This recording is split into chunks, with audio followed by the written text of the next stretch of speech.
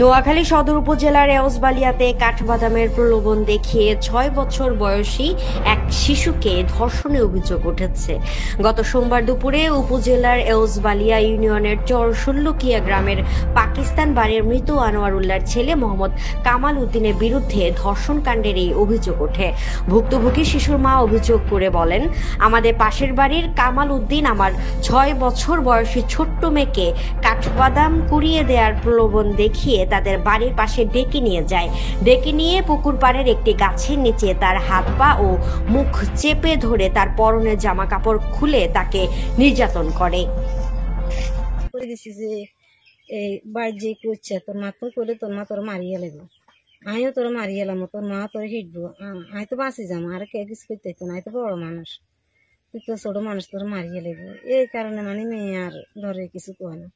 আমি মানে শুনছি একজন তো যে এতে মেয়ের সমস্যা করছে, তাহলে আমি জিজ্ঞেস করি তোর বাদাম দিব, তোর বাদাম দিব এক কথা করে আরে নিয়েছে বাদাম কার খানা যা হিয়ারে বাদাম দেই না তো নাই দেই তোমরা জরি বড় কার কামাই হিয়ারে হিয়ারে যাই কই আনা হুত আরে দি বাদাম দি হিয়ারে হারে দি বাদাম দি তো কোচারি এখন আমি হুতন না আলমারে ডাকি এক কথা করে বড় কো হুতুস না হুত কোচারে আর হুতে নারি আই হুতি না কিলে বড় জোর করি দড়ি হিয়ারে জোর করি হুতাই হিয়ারে আরে মুখ চাবি দড়ি আর দোনো নেন করছে, মুখ দোনো নেন করছে এনে করে ফ্যান খুলে গেছে আর হাতে দেন আর ইয়া থুচ্ছে দেন আরো দুঃখাইছি।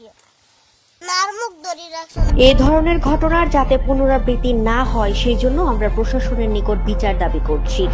একটা শিশু বাচ্চার উপরে ধর্ষণের আলামত গুলো শুনি আমরা নিজেরাও একটু যে এই ধরনের একটু বয়স্ক মানুষ, একটা শিশু বাচ্চা 5 বছর 6 বছরে পড়ছে, এই বাচ্চার বয়সে এই যে কাজটা করছে এটা খুবই খারাপ, মানে এটা ভালো না।